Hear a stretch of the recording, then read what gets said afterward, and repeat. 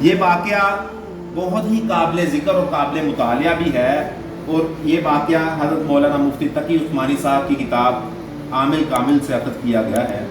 انہوں نے حکیم الامت حضرت مولانا اشرف علی تھانوی رحمہ اللہ کے بارے میں بتایا کہ وہ فرماتے ہیں کہ شاہ محمد غوث گوالگیری نے جنات کو تابع کیا تھا۔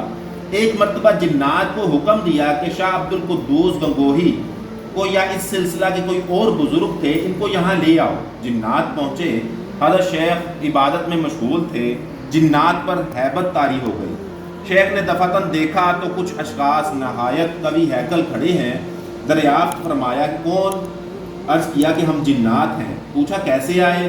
عرض کیا کہ شاہ محمد غوث گوالگیری نے بھیجا ہے، وہ زیارت کے مشتاق ہیں، آپ کی زیارت چاہتے ہیں، اگر ارشاد ہو تو بہت آرام سے حضرت کو وہاں پہنچا دیں۔ فرمایا کہ ان کو ہی لے آؤ۔ وہ جنات واپس گئے اور شاہ محمد غوث کو لے کر چلے آئے۔